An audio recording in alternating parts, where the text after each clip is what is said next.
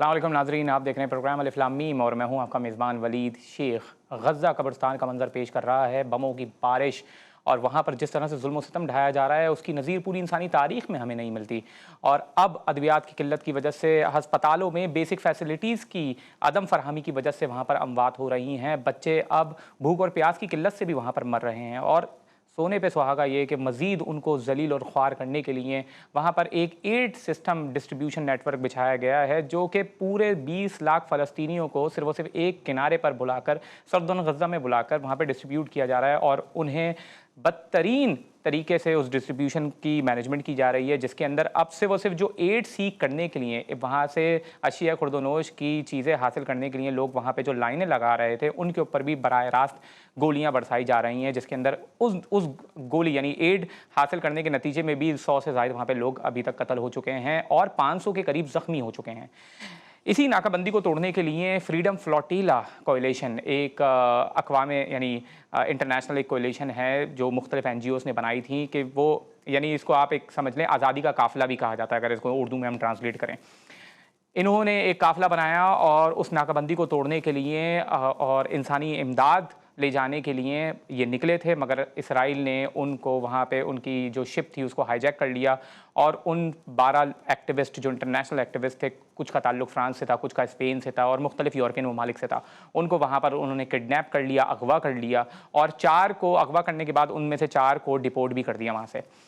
8 को अभी तक उसने डिटेन रखा हुआ है, जो कि इल्लीगल है। यानी ना सिर्फ ये कि उसकी उस शिप को हाईजैक करना इंटरनेशनल वाटर्स में एक इल्लीगल और इंटरनेशनल लॉज की खुली खिलाफ वर्जी थी, बल्कि उनको डिटेन करना भी खुली खिलाफ वर्जी थी। उसके बावजूद एक इसमें से रीमा हसन जो यूरोपियन पार्लियामेंट की मेंबर भी हैं, उन तक को उसने अगवा किया हुआ है। और खुलेआम ये यूरोपियन कंट्रीज़ क्या कर रही हैं, जो इंसानी हुकूक के अलमबरदार ख़ुद को कहा करती थीं और इंसानी हुकूक के लिए एक छोटा सा कोई मसला इस्लामी ममालिक में कुछ हो जाया करता था तो ये अपनी आवाज़ इस तरह से बुलंद किया करते थे और सैंक्शंस की बात किया करते थे। मगर आज इसराइल इंसानी हुकूक की धज्जियाँ लाइव ऑन कैमरा बिखेर रहा है, मगर उसके बावजूद उसको कोई पूछने वाला नहीं है और ये यूरोपियन कंट्रीज़ ख़ास तौर पर अमरीका उसके साथ खड़ी हुई हैं। इस महसूर फ़लस्तीनी आवाम की मदद करने के लिए वो जो एक्टिविस्ट थे, गैर मुस्लिम एक्टिविस्ट थे, मगर उसके बावजूद हम देख रहे हैं कि मुसलमानों की तरफ से ऐसा कोई भी इकदाम हमारे सामने नहीं आ रहा है। अभी तक इसराइल ना सिर्फ ये कि लैंसेट की रिपोर्ट के मुताबिक, मैं पहले भी इससे पहले प्रोग्राम में भी आपसे शेयर कर चुका हूँ कि 1 लाख फ़लस्तीनी वहाँ पे कत्ल हुए हैं और 2.5 लाख के करीब ज़ख्मी हुए हैं। अगरचे जो गज़ा की वहाँ पे हेल्थ मिनिस्ट्री है उसके मुताबिक वहाँ पर अभी तक 54,000 फ़लस्तीनी ज़ख्मी शहीद हुए हैं और तकरीबन 1.5 लाख के करीब ज़ख्मी हुए हैं। मगर उसके बावजूद जो दीगर रिसर्च के इदारे हैं उनके मुताबिक अभी तक वहाँ पर 1 लाख कम से कम फ़लस्तीनी कत्ल हो चुके हैं। आज इसी हवाले से ख़ास तौर पे इसकी तफसीलात के हवाले से बात करेंगे। हमारे साथ मुल्क के नामवर स्कॉलर्स भी मौजूद हैं और सहाफ़ी भी मौजूद हैं जो अपनी अपनी फ़ील्ड्स में एक एक्सपर्टीज़ रखते हैं। सबसे पहले मेरे दाएँ जानिब मौजूद हैं मुल्क के हमारे सीनियर सहाफ़ी भी हैं, तज़कियाकार हैं, जनाब फ़ैज़ुल्लाह ख़ान साहब। अस्सलाम वालेकुम। वालेकुम अस्सलाम। और फिर हमारे साथ मौजूद हैं किसी भी तारुफ़ के मोहताज नहीं हैं, आप ख़ास तौर पे गज़ा और फ़लस्तीन के लिए आवाज़ बुलंद कर रहे हैं और पूरी पाकिस्तान में एक तहरीक भी चला रहे, बानी सेव गज़ा कैंपेन के नाम से एक ये यहाँ पर कैंपेन भी चला रहे हैं, जनाब सेनेटर मुश्ताक अहमद ख़ान साहब। अस्सलाम वालेकुम मुश्ताक साहब। वालेकुम सलाम व रहमतुल्लाह। और फिर हमारे साथ प्रोफेसर भी मौजूद हैं कायद-ए-आज़म यूनिवर्सिटी इस्लामाबाद से, जनाब डॉक्टर कंदील अब्बास साहब। अस्सलाम वालेकुम अब्बास साहब। वालेकुम अस्सलाम। सेनेटर साहब, सबसे पहले आप ही से गुफ्तगू का आगाज़ करूँगा क्योंकि मुझे याद है इससे पहले प्रोग्राम में आपने अपनी गुफ्तगू में ख़ास तौर पे इस बात का इशारा किया था जब ये फ्रीडम फ्लोटीला जो ये शिप थी इन्होंने आगाज़ किया था अपने सफ़र का नाकाबंदी को तोड़ने के लिए, तो आपने ये कहा था कि मुसलमानों में से क्यों हमें इस तरीके के इनिशिएटिव्स नहीं दिखाई दे रहे। अब फ्रीडम फ्लोटीला को वहाँ पे हाईजैक कर लिया गया है, उन्हें अगवा कर लिया गया है। How do you see this happening? बिस्मिल्लाहिर्रहमानिर्रहीम, बहुत शुक्रिया। देखें, इसके 2-3 पहलू हैं। एक पहलू तो ये है कि इसराइल ने जो कुछ किया है इंटरनेशनल वाटर में, एक ऐसा जहाज जिसके अंदर कोई असलहा नहीं था, जिसमें बच्चों के लिए दूध था, बिस्किट थे, जिसमें अद्वियात थी, जिसमें बुनियादी खुराक था, वो लेके जा रहा था और छोटे पैमाने पर था, इसलिए कि ये एक सिंबॉलिक, एक अलामती चीज थी ताकि इस नाकाबंदी को तोड़ा जाए और उसके बाद एक रास्ता बनाया जाए कि और बड़े बड़े जहाज खुराक और इमदाद लेके यहाँ पे आ सके। तो इंटरनेशनल वाटर में उसके ऊपर ड्रोन हमला करके उनको डरा और धमका के और फिर उसको हाईजैक करके उसको अपने बंदरगाह ले जाना और उसको कब्जे में करना, ये एक खुल्ला दहशत गर्दी है, और जिसको कहते हैं ना बहरी कज़ाकी है। जो समंदरी डाकू होते हैं जमीन के ऊपर तो वो दहशत गर्दी और कत्ल कर रहे हैं, लेकिन ये एक समंदरी डाका और समंदरी एक दहशत गर्दी है जो कि इजराइल ने कर ली। तो एक तो एक्सपोज हो गया इजराइल मजीद कि वो किसी भी ह्यूमैनिटेरियन एड को नहीं छोड़ रहा है और हंगर को वेपनाइज कर रहा है, भूख को, खुराक को जेनोसाइड के लिए बतौर हथियार इस्तेमाल कर रहा है। एक चीज तो ये वाज़ेह हो गई। दूसरी चीज ये वाज़ेह हो गई इससे कि देखें, अगर 12 लोग जो कि मैं इसको कहता हूँ बहादुर तरीन लोग हैं, अजीम लोग हैं, उनका काफिला वो अपने अपने ममालिक से जहाज पे बैठ के गजा की तरफ आ सकते हैं, तो ये जो 2 अरब मुसलमान हैं, ये जो इनकी हुकूमतें हैं, रियासतें हैं, ये जो इनके अंदर एनजीओज हैं, ये जो इनके अंदर तहरीकात हैं, ये जो इनके अंदर तंजीमात हैं, ये काम ये क्यों नहीं कर सकते? उस दिन मैं डॉक्टर्स के एक प्रोग्राम में गया था, मैंने वहां भी ये बात कर ली कि ये जो इमदाद हो रहा है पाकिस्तान से, इंसानी इमदाद मुख्तलिफ जराए से पहुंच रहा है, बहुत अच्छी बात है। मैं खुद हर जगह अपील करता हूं कि डोनेशन दो। डोनेशंस के जरिए से आप इसराइल के खिलाफ फलस्तीनियों के रजिस्टर में अपने आप को रजिस्टर कर रहे हैं। ये आप मजहर है कि आप कहाँ खड़े हैं, किसके साथ हैं। तो डोनेशंस हमारी ईमान की अलामत है, देना चाहिए, लेकिन इसके नतीजे में ये एहसास नहीं होना चाहिए कि डोनेशन दे के हमने अपनी जिम्मेदारी पूरी कर ली। हमारा काम ये नहीं है कि हमारे बच्चों को दुश्मन यतीम बनाएगा तो हम यतीमों को पालेंगे। हमारा काम ये नहीं है कि हमारे मसाजिद और मदारिस को दुश्मन नाबूद करेगा तो हम उसकी दोबारा तामीर करेंगे। हमारा काम ये नहीं है कि हमारे स्कूल, कॉलेज और अस्पताल को दुश्मन तबाह बर्बाद करेगा तो हम उसको दोबारा उसकी कंस्ट्रक्शन करेंगे। हमारा काम यह है कि हम उन हाथों को तोड़े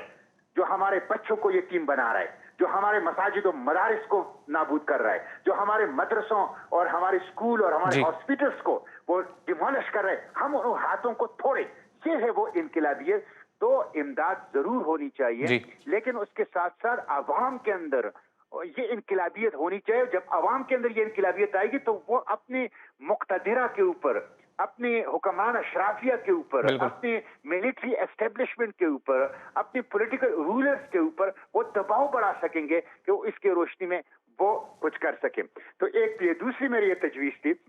कि आलमी इस्लाम के एनजीओज, बड़े बड़े एनजीओ है आलमी इस्लाम में, पाकिस्तान में भी हैं, उनको खुद एक कोलेशन, फ्लोटेला कोलेशन बनाना चाहिए, फ्रीडम फ्लोटेला कोलेशन बनाना चाहिए। अगर एक यूरोपियन कंट्रीज के कुछ लोग वो अगर फ्रीडम फ्लोटेला कोलेशन बना सकते हैं तो हमारे यहाँ बहुत बड़े बड़े एनजीओज हैं, बहुत बड़े बड़े एनजीओज हैं। ये खुद 40-50 मुस्लिम ममालिक के 40-50 एनजीओज दुनिया भर के हुर्रियत पसंदों को, इंसानी हुकूक के लंबरदारों को, एनजीओज के लोगों को बुलाएं और वो पूरी दुनिया की एक नुमाइंदा वो हो, और वो ये काम क्यों नहीं कर सकते? उनको इसकी तरफ आना चाहिए ताकि असल चीज जो इस वक्त है वो है इसराइल को एक्सपोज करना, उसको तनहा करना, उसके ऊपर इतना इंटरनेशनल प्रेशर डेवलप करना कि वो इस जेनोसाइड को रोके, वो भूख को और एक बात इस्तेमाल करने को रोके। तो ये चीज जो है मुस्लिम हुक्मरानों को करना चाहिए। मैं अपनी बात समेटती हूँ, ये आखिर में कहूंगा कि अब ये जो ग्लोबल मार्च हो रहा है काहिरा से गजा की तरफ, मैं खुद इसमें जा रहा हूँ, और कल तक अगर मुझे मिस्र सफारत खाना ने वीजा दे दिया, जो कि मेरी सारी पासपोर्ट और डॉक्यूमेंटेशन उनके पास जमा हो चुकी हैं, तो मैं इंशाल्लाह इसमें शरीक हूंगा। ये तकरीबन 50 ममालिक तक अब बात पहुंच गई है, जिसके हजारों लोग हैं जो काहिरा आके एक ग्लोबल मार्च टूर गजा करना चाहते हैं। आप ये कह सकते हैं कि ये काफिला आजादी गजा है कि स्टेट से और रियासतों से नहीं हो सका। अब अवाम हर किस्म के तफरीक से बालातर होकर गजा को बचाने के लिए वो आगे बढ़ेंगे और ये मार्च करेंगे। सैयद साहब, इसी हवाले से मैं पूछना चाह रहा हूं कि ये जो आप मार्च करने लगे हैं इजिप्ट से लेकर गजा तक, गजा के बॉर्डर तक, मगर ये इजिप्ट की हुकूमत, इस एक तो सबसे पहली बात इस तहरीक के हवाले से मजीद बताइएगा, कब ये स्टार्ट हो रही है, कब और किस यानी कौन सा वो पॉइंट है आखिरी जहां पर ये आपका मार्च जाएगा? क्या वो अब बॉर्डर तक जाने वाला है, और क्या वजह है कि जो इजिप्ट की हुकूमत है वो वहां पर उस बॉर्डर को खोलने नहीं दे रही है? دیکھیں یہی تو ایشو ہے. میں جب نومبر 2023 میں بھی گیا تھا تو میں تقریباً 1 ہفتے صحرائے سینا میں گھومتا رہا اور میں نے منت سماجت کی تھرو ڈپلومیٹک چینل کہ آپ مجھے غزہ بارڈر کھول کے رفح کراسنگ سے غزہ میں جانے کی اجازت دیں. لیکن 1 ہفتے کے انتظار 2 ہفتے میں مصر میں رہا اور اسی کام کے لیے گیا تھا اور میرے جو ویزا تھا اس میں پرپس آف وزٹ لکھا تھا غزہ. پرپس آف وزٹ مصر کی سیاحت نہیں تھی. میں 2 ہفتے رہا لیکن میں احرام مصر کی طرف نہیں گیا, میں ان کے میوزیم کی طرف نہیں گیا, اس لیے کہ میرے دل و دماغ کے اوپر ایک بوجھ تھا. میں ایک مقصد مشن کے لیے گیا تھا, وہ یہ تھا کہ مجھے غزہ جانا ہے براستہ قاہرہ براستہ مصر, لیکن انہوں نے اس وقت اجازت نہیں دی. اب مجھے اس طرح لگتا ہے کہ آپ کو پتہ ہے کہ ہمارے ہاں ایک غلامی ہے مسلم حکمرانوں کے اندر, کیونکہ اس میں زیادہ تر لوگ مغرب سے آ رہے ہیں اور مغرب کے جو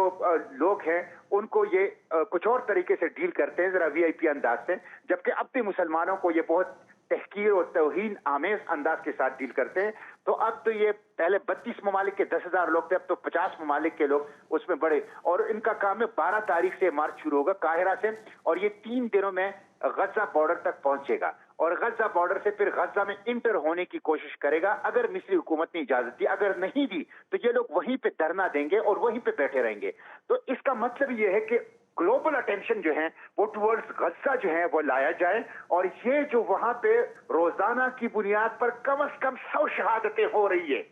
جو بارود سے ہو رہی ہے, جو ادویات کی قلت سے یا جو بھوک سے ہو رہی ہے وہ اس کے علاوہ ہیں اور یہ وہ چیزیں ہیں جو میڈیا رپورٹ کر رہے ہیں.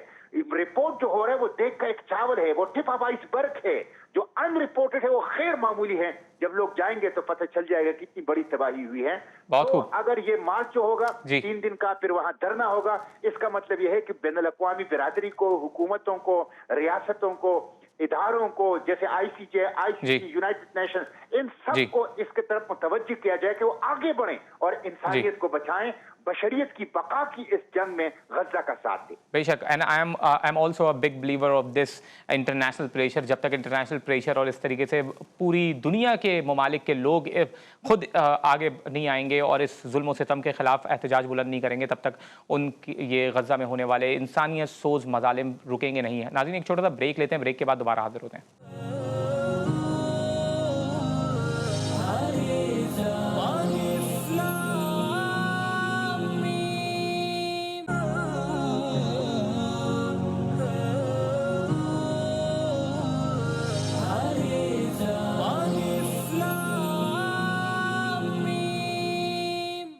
السلام علیکم ناظرین,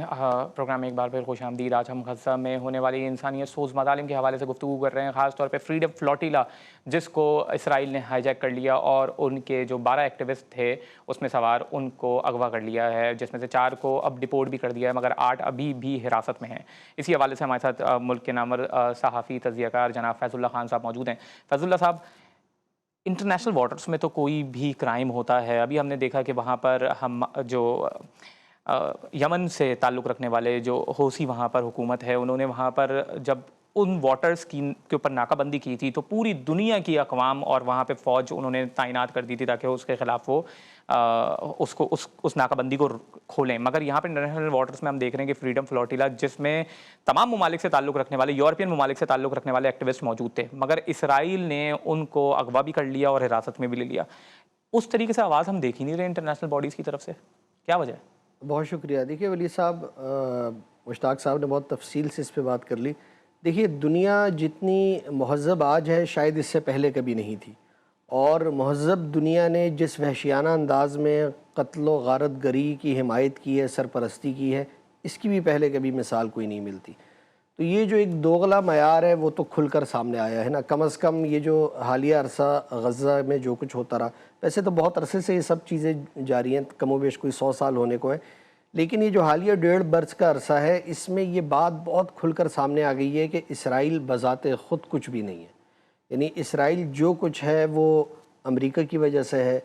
وہ برطانیہ کی وجہ سے ہے, وہ یورپ کی حمایت کی وجہ سے ہے, اور جو وہاں پر جتنی حکومتیں ہیں وہ ان کی مدد کے ساتھ یہ سب کچھ کر رہا ہے. تو جب ایک گھر کا لاڈلا بگڑا ہوا بچہ ہوتا ہے نا, تو وہ جو چیز چاہے توڑ دے, گاڑی کہیں ایکسیڈنٹ کر کے آ جائے, کوئی بدتمیزی کرے تو گھر والے کہتے ہیں کوئی بات نہیں, نوجوان ہے، گرم خون ہے، یہ کر دیا، اگلے کو خیال کرنا چاہیے تھا، تو وہ اس کے لیے نا بہت ساری تعویلات موجود ہیں۔ تو جب اس کی سرپرستی کرنے والے ممالک پوری طرح سے اس کی ہر چیز کا ساتھ دیتے ہیں تو پھر وہ بین الاقوامی بارڈرز سمندروں میں کچھ کرتا پھرے، غزہ کے اندر کرتا پھرے، وہ دبئی میں جا کے کارروائی کرے، وہ دمشق میں کارروائی کرے، وہ تہران میں جا کر کرے، تو کوئی اس سے پوچھتا نہیں ہے۔ تو جو یمن کے حوثی اپنے طور پر جو غزہ کی مدد کرنے کے لیے جو کارروائی کرتے ہیں، ان کے جہازوں کو نشانہ بناتے ہیں، وہاں سب کو پھر انسانی حقوق یاد آ جاتے ہیں، وہاں یہ پتہ چلتا ہے کہ یہ دہشت گردی ہے، اور ان چند حملوں کے نتیجے میں آپ پورے یمن کے ایئرپورٹس برباد کر کے رکھ دیتے ہیں، تباہی وہاں پھیلا دیتے ہیں۔ تو یہ تو ایک دوغلا معیار ہے جو سامنے آیا ہے۔ اچھا، یہ ایک معیار ہے نا کہ بھئی امریکہ اور برطانیہ یہ سب کچھ کر رہے ہیں، لیکن پھر یہ تو سہولت کار ہے اسرائیل کے، تو پھر امریکہ اور برطانیہ کا سہولت کار کون ہوا؟ تو وہ بدقسمتی سے کم و بیش سارے مسلم ممالک اور ان کے حکمران ہوئے۔ تو یہ غزہ کی جو آزادی کا معاملہ ہے نا، یعنی یہ احتجاج ہونا اور مارچز ہونا، بلا شبہ یہ اس حد تک تو بالکل ٹھیک ہے کہ مسئلہ نمایاں ہوتا ہے، چاہے یہ اپنا کشتی میں قافلہ لے کر نکلے، وہ بھی نمایاں ہوا اور اس پہ بڑی بات ہوئی، قاہرہ سے مارچ ہو رہا ہے، بلکہ تیونس سے بھی لوگ نکلے کہ نہیں، ایک سلسلہ بنا ہے۔ بلکہ مجھے اچھی طرح سے یاد ہے کہ جو قسام بریگیڈ کے سربراہ تھے محمد الدیف، انہوں نے بالکل ابتدائی ایام میں یہ درخواست کی تھی پوری دنیا کے انصاف پسند لوگوں سے، اور پھر خاص کر عرب ممالک سے، مصر سے، پاکستان سے، مراکش سے، انڈونیشیا سے، ملیشیا سے، اور انہوں نے کہا تھا کہ آپ غزہ کے لیے نکل پڑیں، ابھی نکل پڑیں، اپنے گھروں سے نکلیں۔ تو وہ مطلب صدا پہنچتے پہنچتے اس میں کوئی 1.5-2 برس کا عرصہ لگ گیا، تو اچھی بات ہے۔ لیکن اس سے ہٹ کر جو ایک اہم ترین بات ہے، غزہ کی آزادی براہ راست مشروط ہے مسلم دارالخلافوں کی آزادی سے۔ تو جب تک وہ آزاد نہیں ہوتے ہیں، جو ہم یہ جو اتنی ساری عالم اسلام کی حکومتیں ہیں، وہ وسائل بھی رکھتی ہیں، اختیار بھی ہیں، ان کے پاس افواج بھی ہیں، تو کیا وہ ننھے منھے سے اسرائیل کا مقابلہ نہیں کر سکتے؟ یعنی وہ حوثی کر سکتے ہیں تو یہ باقی کیوں نہیں کر سکتے؟ مسئلہ مگر یہ ہے کہ یہ بھی سہولت کار ہے۔ تو جب تک آپ تمام سہولت کاروں کو ہٹائیں گے نہیں، ان کی جگہ ایک ایسی حکومت قائم نہیں ہوگی جو مسلمانوں کا درد رکھتی ہو، ان مسائل پہ بات کرتی ہو، تو پھر غزہ کی آزادی یہ دنوں اور مہینوں کا معاملہ ہے۔ کوئی شک نہیں ہے، اگر یہ خاص طور پہ مسلمان ممالک کے حکمران اگر سہولت کاری نہیں کر رہے ہوتے ان ظالموں کی، ممکن نہیں تھا کہ غزہ میں اس طریقے سے انسانیت سوز مظالم ڈھائے جا سکیں۔ ہمارے ساتھ ڈاکٹر قندیل عباس صاحب بھی موجود ہیں۔ ڈاکٹر صاحب، کیا یہ جو فریڈم فوٹیلا جو وہاں پر انسانی امداد پہنچانے کے لیے روانہ ہوئی تھی، کیا اس کی ہائی جیک ہونے کے بعد ہم یہ سوچیں کہ اب غزہ کی ناکہ بندی نہیں ٹوٹنے والی؟ دیکھیے، میرے خیال میں غزہ کے جو ناکہ بندی ہے وہ قطعاً ٹوٹے گی، اور کوئی بھی شخص، کوئی بھی ادارہ، کوئی بھی ملک اس کو زیادہ عرصے تک محدود نہیں رکھ سکتا، اس لیے کہ 7 اکتوبر کا طوفان الاقصیٰ جس نے اہداف اور مقاصد کے تحت حماس نے کیا تھا، اس کے اہداف و مقاصد میرے خیال میں تیزی سے حاصل ہونا شروع ہو گئے ہیں، کیونکہ پچھلے 70-75 سالوں میں صہیونی حکومت کی پوری کوشش یہ تھی کہ اس فلسطین کے مسئلے کو بالکل محو کر دیا جائے، دنیا فراموش کر دے۔ اور دیکھیے، 7 اکتوبر سے صرف 15 دن پہلے نیتن یاہو نے جنرل اسمبلی میں کھڑے ہو کر جو نیو مڈل ایسٹ کا میپ دکھایا تھا، اس میں غزہ کا یا ویسٹ بینک کا بھی نقشہ نہیں تھا، یعنی فلسطین نہیں تھا۔ اور حماس کے کچھ لوگوں سے جب میری براہ راست بات ہوئی تو انہوں نے بتایا کہ ہمیں کنفرم انٹیلیجنس رپورٹس تھیں کہ اسرائیل کی صہیونی حکومت فلسطینیوں کو بالکل ختم کرنا چاہ رہی تھی، اور اس آپریشن کے لیے انہوں نے یہ تیاری کی ہوئی تھی کہ ہماری ٹاپ لیڈرشپ کو وہ ختم کرتے اور اس کے بعد غزہ کے لوگوں کو پش کر کے مصر اور جارڈن کی طرف دھکیل دیتے۔ تو اس سے پہلے کہ وہ یہ آپریشن کرتے، ہم نے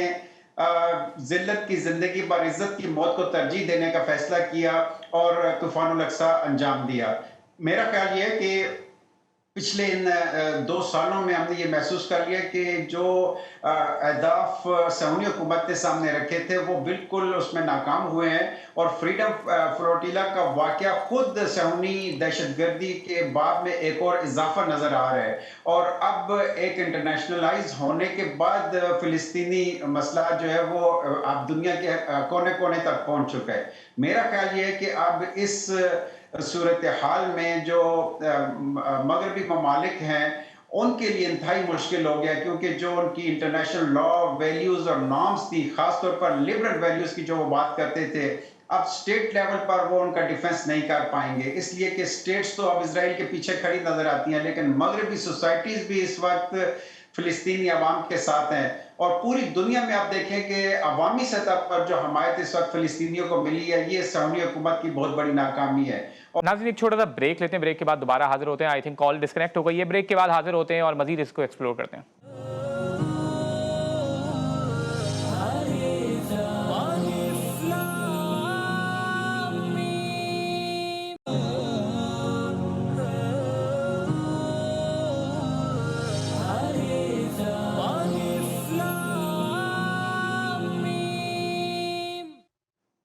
अस्सलामुअलैकुम नाज़रीन, प्रोग्राम में एक बार फिर खुशामदीद। गज़ा कब्रिस्तान का मंजर पेश कर रहा है। वहाँ पर जो जुल्म व सितम की दास्तानें हमारे सामने आ रही हैं, ऐसा पूरी इंसानी तारीख़ में हमें इसकी नज़ीर नहीं मिलती। ख़ास तौर पे जो इमदाद का वहाँ पे मसला चल रहा है, अशिया खुर्दनोश की किल्लत की वजह से वहाँ पर अब जो अमवात हो रही हैं, भूखे प्यासे लोगों के सरों के ऊपर बम बरसाए जा रहे हैं, और जो एड सीख करने के लिए जा रहा है उन्हें भी गोलियों से धुना जा रहा है। इन तमाम चीज़ों की, ये तमाम इनके शवाहिद, इनकी वीडियोज़ हमारी आंखों के सामने हम अपने मोबाइल्स में रोज़ विटनेस कर रहे हैं। मगर वहाँ पर अब एक और चीज़ जिसके हवाले से हम गुफ्तगू करेंगे अपने प्रोग्राम में, वो है एक और ग्रोह जिसको नेतन्याहू ने, जो मुसलमानों का ही एक ग्रोह है, उसको वो हमास से हमेशा एंटी हमास ग्रुप कहलाता था, और वो एक गैंगस्टर भी कहलाते हैं, और वहाँ पे वो रिंग लीडर्स भी हैं जो ड्रग ट्रैफिकिंग और जैसे दूसरे काम में मुलव्विस थे। उसको नेतन्याहू ने बाकायदा हायर किया है, और हायर करने के बाद वो लोग भी बाकायदा जो रफ़ा की ये जो एड डिस्ट्रीब्यूशन है उसकी रखवाली भी कर रहे हैं। और वही वो लोग हैं कि जो फ़लस्तीनी वहाँ पर एड सीख करने के लिए आ रहे हैं, उनके ऊपर गोलियां भी बरसा रहे हैं। ये यासिर अबू शबाब के नाम से एक ग्रोह है जिसका लीडर अबू शबाब ही है, और ये एक कबीला है जो वहाँ पर इस तरीके की हरकतें कर रहा है। ये कॉन्वॉय की लूटिंग के अंदर भी इन्वॉल्व रहे हैं। जो पिछले रोज़ वहाँ पर गज़ा में जो भूखे फ़लस्तीनियों को अशिया खुर्दनोश पहुँचाने के लिए एक कॉन्वॉय जा रहा था, उसको भी इन्होंने लूटा है। इस हवाले से हमारे साथ नामवर तज्ज़ियाकार जनाब फैज़ुल्लाह खान साहब मौजूद हैं। फैज़ुल्लाह साहब, हम ये देख रहे हैं कि ये मुसलमानों में एक ग्रोह, यानी जो मुसलमानों की क़यादत, मेन स्ट्रीम जो मुस्लिम्स हैं, उनके ख़िलाफ़ कार्रवाई करना, दहशतगर्दी करना, उनकी, अब हम ये देख रहे हैं कि वो इमदाद को भी लूट रहे हैं। इस ग्रोह को नेतन्याहू ने हायर कर लिया है। इस सूरत हाल को देखते हुए आप क्या समझते हैं कि ऐसे ग्रोह ख़ासतौर पे गज़ा में किस तरह से मैनेज होते हैं, किस तरह से नेतन्याहू उन्हें हायर कर लेता है, और ये इतनी ज़्यादा इंसानियत सोच मज़ालिम होने के बावजूद वो नेतन्याहू के साथ कोलैबोरेशन करते हैं? ये किस किस्म के मुसलमान हैं?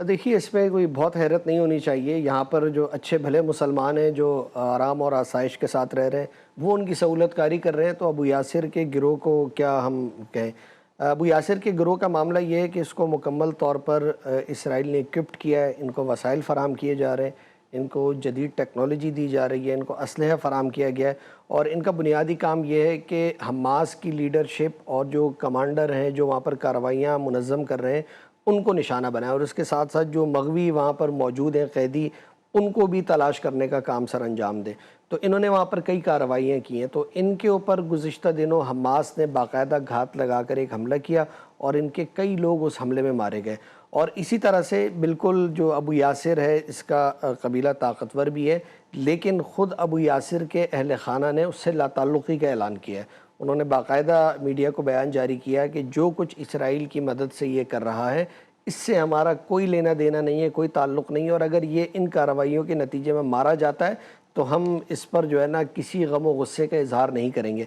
तो जहाँ अबू यासिर का ये किरदार सामने है, तो वहाँ में ये भी पेश नज़र रखना चाहिए कि ख़ुद अबू यासिर के घर वाले उससे लाताल्लुक़ इख्तियार कर चुके हैं। दूसरा, अबू यासिर का जो गिरोह है, इसके मामले में ख़ुद इसराइल के ऊपर भी, इसराइल में भी एक डिबेट शुरू हुई है। नेतन्याहू ने जब ये एतराफ़ किया कि उसने इस तरह के गिरोह को खड़ा किया है, तो ख़ुद इसराइली पार्लिमान में नेतन्याहू पर तनक़ीद हुई, और उनकी तनक़ीद का महवर ये था कि आप आज जिस गिरोह को खड़ा कर रहे हैं, उसको वसाइल फ़राम कर रहे हैं, क्या ज़मानत है कि कल ये गिरोह पलट ना जाए? तो इस बात के इम्कानात मौजूद हैं, और उसको दिया जाने वाला असलहा या उसके वसाइल हमास के हाथ न लग जाएँ। क्योंकि अबू यासिर का गिरोह आप देखें कि जो 1.5 पौने 2 साल गज़ा में उतरा, उसके बाद बड़ी मेहनत से खड़ा किया गया है, اور ابھی تک ایسا نہیں ہے کہ اس میں کوئی بہت زیادہ لوگ ہیں، لیکن جتنے ظاہر سی بات ہے ان کو پوری طرح اسرائیل کی ایک سپورٹ حاصل ہے، وہ ٹیکنالوجی میں ان کی مدد کر رہا ہے. تو یہ صرف ابو یاسر کا رونا نہیں ہے. آپ محمود عباس کو دیکھ لیجئے نا، وہ کہاں پر کھڑے ہیں. وہ جو مغربی کنارے میں ان کی حکومت ہے باقاعدہ، یعنی وہ تو تیار کھڑے ہیں کہ کب غزہ ان کے حوالے ہو. یعنی وہ اسرائیل سے بڑھ کر اسرائیل کے لیے کام کرتے نظر آتے ہیں. مغربی کنارے میں کتنے ہی نوجوانوں کو گرفتار کیا جاتا ہے، کتنے ہی نوجوانوں کو وہاں پر قتل کیا. تو یہ غدار موجود رہتے ہیں، تحریکوں میں یہ مراحل آتے رہتے ہیں، اس طرح کے گروہ بھی پیدا ہوتے ہیں. تو اہل حق اور اہل باطل کے درمیان ایک تفریق کا ایک ذریعہ ہوتا ہے. آزمائش ہے، کڑی آزمائش ہے، بہت مشکل وقت ہے، لیکن ہمیں ابو یاسر کے بجائے ان لوگوں کو یاد رکھنا چاہیے جو اس مشکل صورتحال کے باوجود اسرائیل کے آگے ڈٹ کر کھڑے ہیں. خوب. ڈاکٹر صاحب، ہم یمن کو دیکھ رہے ہیں کیونکہ اب یمن کے اوپر بھی اسرائیل نے بمبارٹمنٹ کی ہے، اس کے جو حدیدہ پورٹ ہے اس کے اوپر بھی بمبارٹمنٹ کی ہے، اور جو ان کا مین ایئرپورٹ تھا اس کو بھی انہوں نے مکمل طور پہ تباہ کر دیا تھا، جس میں کافی جو سویلین ایئرپلینس تھے ان کو بھی انہوں نے اپنے ہدف کا نشانہ بنایا تھا. یہاں پر یمن وہ واحد مسلمان ملک ہے جو براہ راست روز کی بنیاد پر حملے کر رہا ہے اسرائیل کے اوپر، اور وہاں پہ اس نے ایئر بلاکیٹ کا اعلان کیا ہے کہ ہم بین گورین ایئرپورٹ کے اوپر کسی بھی فضائیہ یعنی بلاکیٹ کر دیں گے اور وہاں پر ایکٹیویٹیز نہیں ہونے دیں گے. اس حوالے سے یمن کی کارروائیاں کس طرح سے آپ سمجھتے ہیں کہ وہ فلسطینی کاز کے لیے فائدہ مند ثابت ہو سکتی ہیں؟ کیا یہ وین میں تو نہیں جا رہی ہیں؟ کہ ایسا تو نہیں ہے کہ یمن کی جتنی بھی کوششیں ہیں یہ بیکار چلی جائیں گی اور اس قسم کی کارروائیوں سے کوئی فائدہ نہیں ہوگا؟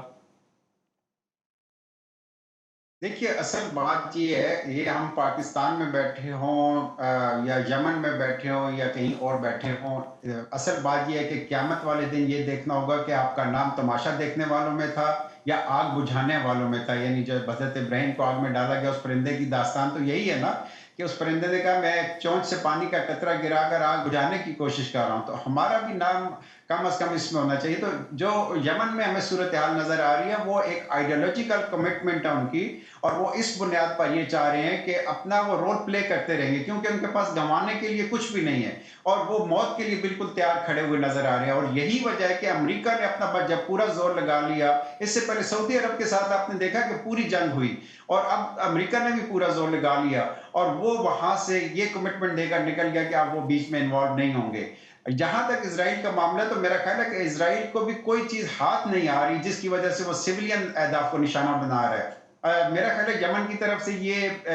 حملے جاری رہیں گے، اور اس کا ایک شدید دباؤ مصر پر اسرائیل پر موجود ہے. لیکن اس کے ساتھ ساتھ، اس سے پہلے جو آپ سوال کر رہے تھے اس کو بھی اس کے ساتھ جوڑ کے دیکھنا چاہیے کہ جب محمد الجولانی جیسے لوگوں کو شام کے اندر آپ پریزیڈنٹ بنائیں گے، ایک پورا ملک ان کے حوالے کر دیں گے، تو پھر کیا توقع رکھتے ہیں کہ ابو یاسر جیسے لوگ کیا غزہ میں نہیں اٹھیں گے؟ کیا اسی طرح کے لوگ ہمیں عراق میں، افغانستان میں اور کئی اور مسلمان ملکوں میں دوبارہ سے سر اٹھاتے نظر نہیں آئیں گے؟ یہ وہی پلاننگ ہے کہ جو اس سے پہلے افغانستان اور عراق میں ہم دیکھ چکے ہیں، جہاں پہ النصرہ فرنٹ کے نام سے، ISIS کے نام سے، القاعدہ کے نام سے، داعش کے نام سے کئی ایسے گروہ ہیں کہ جن کو خود امریکہ اور مغربی ممالک نے سپورٹ کر کے بنایا تھا، اور وہ یہی چاہ رہے تھے کہ اسلام کا ایک دہشت گردانہ چہرہ دنیا کے سامنے پیش کر کے یہ ثابت کیا جائے کہ مغربی ممالک اگر اسلام اور مسلمانوں کے خلاف کوئی کام کرتے ہیں تو وہ اس کی لیجیٹمیسی ہے. میرا خیال یہ ہے کہ یہ دوبارہ ان کے اپنے گلے پڑے گا، جس طریقے سے افغانستان میں انہوں نے اپنے مقاصد حاصل کرنے کے لیے ایک گروہ تیار کیا تھا پوری اسلامی دنیا سے نوجوانوں کو لا کے، اور اپنا مقصد حاصل ہونے کے بعد جیسے کہ ہلری کلنٹن نے خود کہا تھا کہ ہم ان کو یہاں چھوڑ کر چلے گئے، تو یہی نوجوان دوبارہ اٹھے اور انہی کے اپنے گلے پڑ گئے، اور انہوں نے کہتے ہیں کہ جی 9/11 کا دیا اور اس طرح کے اور بہت سے کام. یہی چیز ہمیں نظر آئے گی، وہ یمن کے ہوتیز ہوں یا عراق کی حشد الشعبی ہو یا باقی دنیا میں جو ایکسس آف ریزسٹنس جس کو ہم مقاومت کا بلاؤ کہتے ہیں، یہ ایک طرف کھڑے ہوئے نظر آئیں گے، اور دوسری طرف وہ لوگ ہیں جو امریکہ، CIA اور مغربی ممالک کی چھتری کے نیچے بے شک بظاہر اسلام کا نام استعمال کریں گے، لیکن وہ ایکسپوز ہو رہے ہیں. اور اس وقت دنیا میں حق اور باطل کی ایک پہچان کے لیے دو پارٹیاں نظر آ رہی ہیں، ایک طرف ظالم ہے، ایک طرف مظلوم ہے. تو یمن اور جو مقاومت کا بلاک ہے یا ایکسس آف ریزسٹنس ہے، وہ ہمیں ظالموں کے خلاف کھڑا ہوا نظر آ رہا ہے، اور یہی ہمیں الٹیمیٹلی نظر آ رہا ہے کہ صہیونی حکومت امریکی اور مغربی ممالک کی حکومتیں اس وقت ایکسپوز ہو گئی ہیں، اور پوری دنیا میں ہمیں عوامی سطح پر ایک موٹیویشن نظر آ رہی ہے کہ ظلم کے خلاف ایک گلوبل لیول کی تحریک شاید شروع ہو جائے۔ خوب، اس میں کوئی شک نہیں ہے کہ پوری دنیا ایکسپوز ہوئی ہے اس غزہ کی چھوٹے سے خطہ، ایک چھوٹا سا اسٹرپ ہے، مگر اس نے پوری دنیا کو ایکسپوز کیا ہے، خاص طور پہ ویسٹرن ویلیوز اور ویسٹرن کلچر جو پوری دنیا کو ہیومن رائٹس کا لیکچر دیا کرتا تھا، مگر آج یہی وہ ممالک ہیں کہ جو اس جینوسائیڈ کے نمبر 1 بیکرز ہیں۔ ابھی رپورٹ سامنے آئی ہے کہ 800 ایڈ ملٹری ایڈ کے کانوائے امریکہ بھیج چکا ہے غزہ میں، جس کی وجہ اسرائیل کی مدد کے لیے، جس کی وجہ سے اسرائیل انیبل ہوا یہ تمام جینوسائیڈ کرنے کے لیے۔ وہ تمام بم جو وہ غزہ کے مظلوم معصوم شہریوں کے اوپر، بچوں کے اوپر برسا رہا ہے، وہ امریکہ میں بننے والے بمز ہیں۔ وہ تمام اسلحہ وہ جو استعمال کر رہا ہے، وہ جو پیسہ وہ استعمال کر رہا ہے، وہ امریکہ اور انہی یورپین کنٹریز کی طرف سے آ رہا ہے۔ جیسا بھی میں نے آپ کو ایگزامپل دی فریڈم فلوٹیلا کی، ایک جو ایکٹیوسٹ تھیں جو اس میں سوار تھیں، ریما حسن، وہ یورپین پارلیمنٹ کی ممبر تھی، مگر اس کے باوجود اسرائیل نے انہیں حراست میں لے لیا، اور یورپین پارلیمنٹ کی طرف سے ہمیں ایسا کوئی رد عمل دکھائی نہیں دے رہا ہے۔ یہی وہ دوہرے معیارات ہیں اور ایک ڈسکریمنیٹری رویہ ہے جو ہماری سامنے آتا ہے کہ جب ہم یہ دیکھتے ہیں کہ ان کا مسلمانوں کے ساتھ، یا مسلمان یا وہ غیر مسلم ایکٹیوسٹ بھی جو مسلمانوں کی حمایت میں بولتے ہیں، ان کے ساتھ اگر کوئی ہیومن رائٹس وائلیشن ہوتی ہے تو یہ مغربی ممالک اور مقتدر حلقہ جو ان ممالک کے اندر ہے وہ اس طریقے سے ہمیں ریئیکٹ کرتے ہوئے دکھائی نہیں دیتا۔ یہ دوہرے معیارات اب دنیا کے سامنے واضح ہو چکے ہیں۔ مسلمانوں کو چاہیے کہ وہ عبرت حاصل کریں۔ ابھی بھی وہ یہ جو مظالم ڈھائے جا رہے ہیں، آج ان کا نمبر نہیں ہے، غزہ کا نمبر ہے، تو کل کو ان کا نمبر بھی آ سکتا ہے، اور ان مظالم کی کوئی نظیر جب ہمیں نہیں دکھ رہی ہے، اور خاص طور پہ تب کہ جب ہم یہ دیکھ رہے ہیں کہ پوری دنیا کے غیر مسلمان ایکٹیوسٹ بھی سامنے آ رہے ہیں اور میسج آف ہیومینٹی پوری دنیا تک پہنچا رہے ہیں، پوری اپنی اٹینشن دنیا کے میڈیا پر لے کر آ رہے ہیں کہ غزہ کا مسئلہ کتنا بڑا مسئلہ بن چکا ہے۔ ایک ایکٹیوسٹ، میں امریکہ کے ایکٹیوسٹ کی بات کر رہا ہوں، ایک وہاں کا شہری، اس نے انٹرویو دیا کہ میں اپنے گھر نہیں جا رہا ہوں اس لیے کیونکہ غزہ کے لوگوں کے پاس اب گھر نہیں ہے، میں پورے ملک میں گھومتا رہوں گا، فلسطین کا جھنڈا لہراتا رہوں گا، اپنے گھر تب تک نہیں جاؤں گا جب تک فلسطینی اپنے گھر پر واپسی نہیں پہنچاتے۔ ہمارے ملک کے اندر مسلمان، پاکستان کی میں بات کر رہا ہوں، کتنے ایسے لوگ ہیں جو اس طریقے کا کام کر رہے ہیں، کتنے ایسے لوگ ہیں جن کی زبان سے، جن کے چہروں پر کمٹمنٹ دکھتی ہے غزہ کے حوالے سے۔ ہمیں ایسا رویہ مسلمانوں سے دیکھنے کو نہیں ملتا۔ یہ وہ لمحہ ہے کہ ہر مسلمان کو سوچنے کی ضرورت ہے اور اکٹھا ہونے کی ضرورت ہے، اور غزہ اور فلسطین کے لیے آواز بلند کرنے کی ضرورت ہے۔ ناظرین، پھر کسی نئے موضوع کے ساتھ آپ کے سامنے حاضر ہوں گے، تب تک کے لیے اپنے میزبان ولی شیخ کو دیجیے اجازت۔